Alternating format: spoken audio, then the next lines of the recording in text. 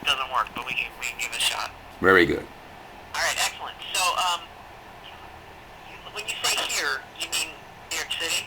You mean you say I lived here many years ago? You mean No, I lived in Bowling Green. I okay? moved out here in 1982 Uh huh. to take a job at WBGU TV as a producer. And I had 3 shows a week that I was responsible for, and moved here for that purpose. What ended up happening, I was in the middle of a divorce because I had been working in Hartford, Connecticut as a reporter for CBS. And my wife and I, we had a daughter, but the marriage fell apart. Yeah. Okay. And it was because I was given the opportunity to come out to be a producer at Bowling Green, and she didn't want to move. Oh, okay. So, things just went awry, and we ended Yeah. up getting divorced. Uh, Uh huh. but, you know, this is where part of the story of L Extreme is rooted because Uh huh. naturally being single, young, I was only 25, 26 years old when I came out here. I ventured into the town, and there was this one that is still here too, Howard's Club. I heard this magnificent Motown sound coming out of the doorway. And I said, Uh wow, huh. what is this, And I walked in, and I figured that it was a black band that was playing. Well, it turned out that it was the Wet Shavers, who were the leading alternative band in town, headed by a man by Stephen Actonis. And I had a set of Okay. congas in my car, and I walked up to him and I says, "I love your band. I'm from New York. I have my congas. Can I sit in?" And he said, "Well, wait till the third set." And he brought me up on the third set, and they launched into "Take Me to the River" by Talking Heads. Yeah. Yeah. And I played, and I also jumped up during the bridge and did a rap because I had played the part of Cupcakes in the play Short Eyes by Miguel Pinheiro. Uh huh. And in that play, which was produced in 1973, and I saw it in 1973, and later played the role of Cupcakes in a road company, Uh huh. that is where the rap "Night Before Christmas" and "All Through the Pad" originated from.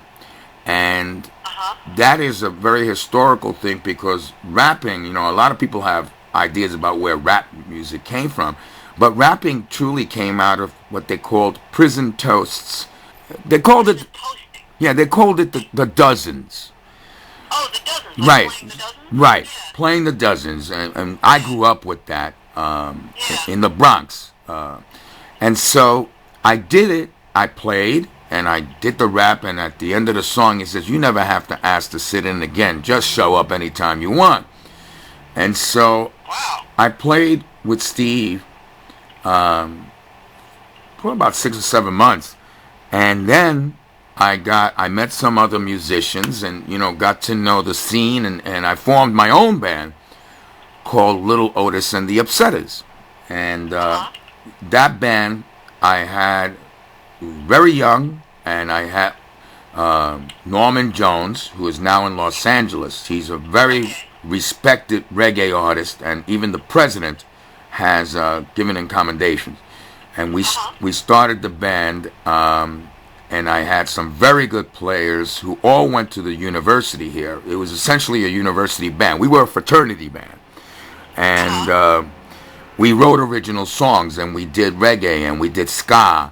And in fact, some of the songs that later were adopted by El Extreme, the band, were written by Little Otis and the Upsetters. Uh huh. You know, Greg Hames, when he wrote that great article, said, Biscuit Head and Why Must You Right. Funk Up My Life Yeah. were written by us here in Bowling Green. In fact, many of the tunes that were in El Extreme, Wild Uh huh. Child, were done much earlier than the El Extreme Orchestra Okay. because I even, and I have examples of that on Reverb Nation. It's all chronologically set up. I had written Wild Child back when hip hop was just starting, and instead of using just a vocal, I had put electric guitar and bass on it, you know, and used the drum machine. But you know, this was before Run DMC did their thing with what the heck is it, Aerosmith. Right. Now that part of that history is documented in the documentary From Mambo to Hip Hop. I'm featured in there, and you know, been acknowledged as being part of the early evolution of this kind of development of music from the Bronx. So, you know, I continued with Little Otis and the Upsetters for 2 years. And then I got a... This was the early... This is 1982 to 1984. Okay. And there's examples of those recordings on Reverb Nation, my site. Okay. Those recordings, by the way, are being inducted into the Jerome Music Library, which has more than 1 million recordings in it, and we have been acknowledged as having some influence on the music scene here. Okay. So, because we introduced salsa, we introduced reggae, we introduced ska, we did combinations of the styles, which later... Still about Otis? This is still Otis and the Upsetters. Okay. All that... So when...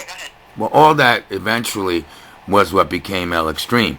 So I left here in 84 to go back to college to complete my senior year. And I went to Amherst College. And there I also did some music with the musicians from Amherst College. Okay, this was in 84. This was 80. I graduated in 1986. I left in December of 84, went back, did some work at CBS TV in New York, and then I went back to Amherst in the fall to complete my senior year. And, you know, therein, I graduated in 86, went back to work for CBS. After you graduated Amherst in 86, Yes. how long after that did you actually found the band El Extreme? Well, hey, we're getting to that.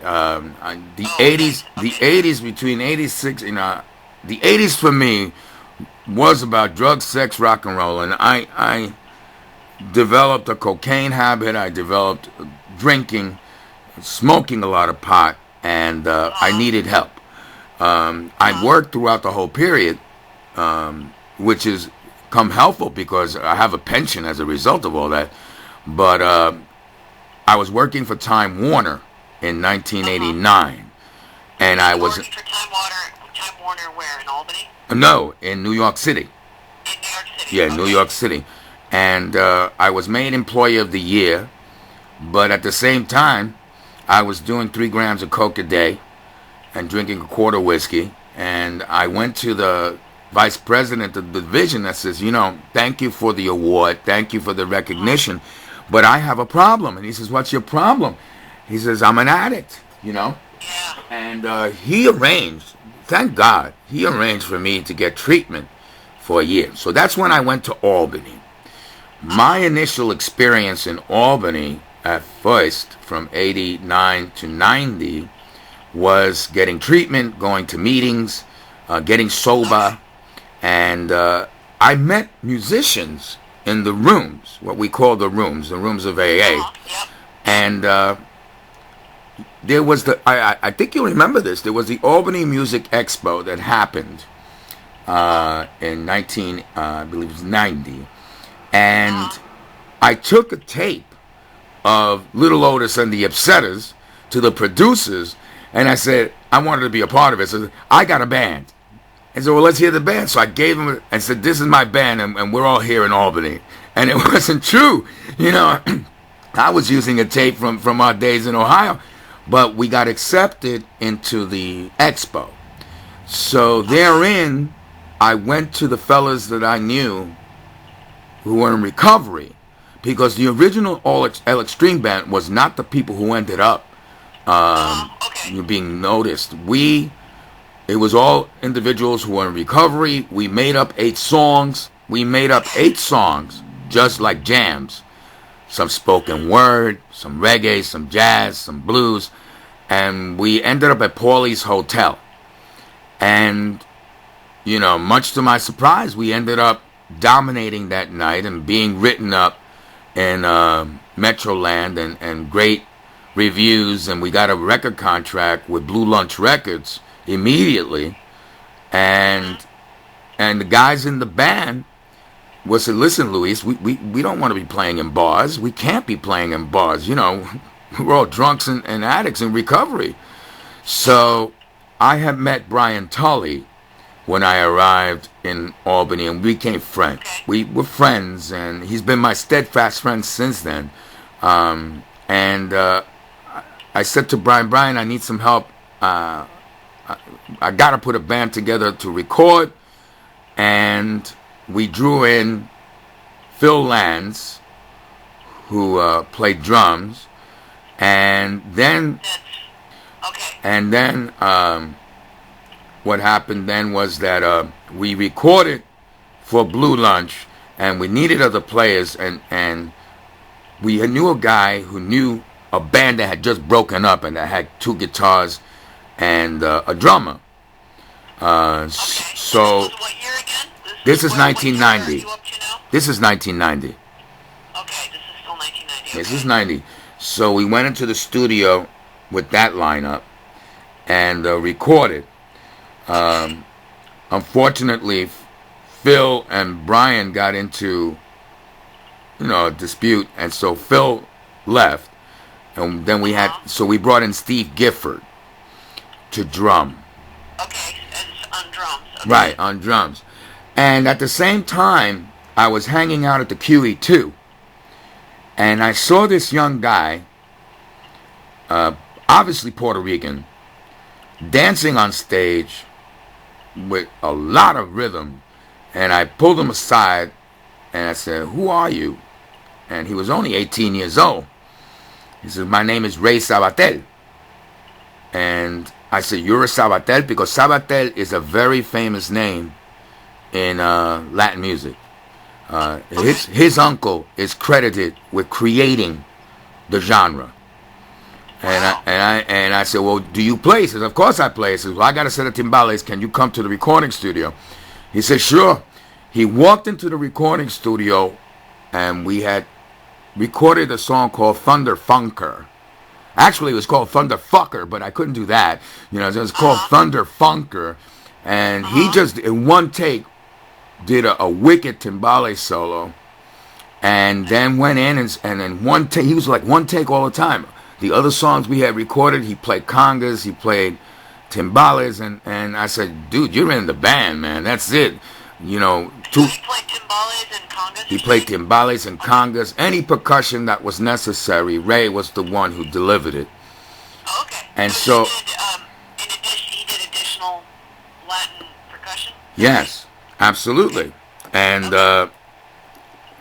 so he was in, and so then that's what happened. 2 Latinos, 2 Puerto Ricans. Brian was a metal bass player with a lot of knowledge of other licks, and the other players were meat and potatoes rock and rollers and bluesers.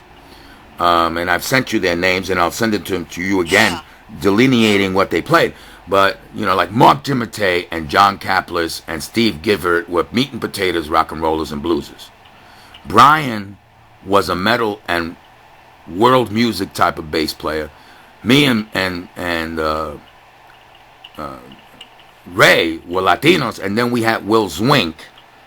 I had met Will Zwink, and he was a jazz player who played alto sax. I said, "Well, that's it. That's the sound," because that's the sound I had with Little Otis and the Upsetters. That same type of lineup. So we got into rehearsing. We had the recording contract. We had gigs lined up immediately because of the splash that had been made at the Albany Expo. And we started to play at the QE2, at Bogies, and various other locations. All the time, though, see, that was not my income. My income was that I went to work for the state senate, and the other fellas, like Mark and John Kaplis, worked for General Electric, and Steve had his job. So we weren't living off of it. That wasn't the purpose of it. The purpose was that we had made an impression, and I said, well, let's ride this out. Let's see what happens. And we continued to. I brought all the recordings from Little Otis and the Upsetters and another band that I had called Gang Bang Bang, that I recorded with in the 70s. And Gang Bang Bang. That's right. That was a band I had in the 70s, in the Bronx. Gang Bang Bang. And I brought those recordings to the guys, and I said, listen to this stuff. This is what I want to do. This is my contribution. So they took all those songs and with some rearrangements, some completely covered the way it was originally done, and that formed the basis of our sound. You got to understand. So you were playing songs from Otis and the Upsetters and the Gang Bang Bang, right, and also new stuff. Right. And how long did you guys? How long did this run last? I mean, I remember meeting you in like, I must have been 90 or 91. Right. Well, what happened was that it went on till late 91, early 92. Okay. Now, this is where some of the tension came in. As with any other band, I was dumb and brought in a woman singer to kind of give us another flavor. And she ended up seducing John Kaplis, the rhythm guitar player, broke up his marriage, and was a real pain in the neck. I mean, she was, I don't even remember her name. I put her out of my mind. I had left for Tucson, Arizona, because I had a job at Telemundo, the TV station. So I went out there to work, and also I had been involved with a woman who was a poet on the scene, and we had a very rocky relationship, and she had moved to Arizona, and I chased her out there, and that just ended up miserably. And the guys in Albany continued using my name, using El Extreme, which was my poet's name, because I'm a poet. That was my poet's name. That's why I gave it to the band. But they kept on using my name. They brought in another singer. Long story short, that crazy woman that I had introduced to them and had seduced John Kaplis ended up punching the new singer one night at a rehearsal, and that band completely disintegrated because of that. So this was all after you left in 92? After I left, some other people were brought in because not only did I leave, but Brian was fired, which sucked. And they've apologized for that. And Ray was finishing university, and he didn't have time for any silliness, so he was not in the group anymore. So they brought in other people to cover our spots.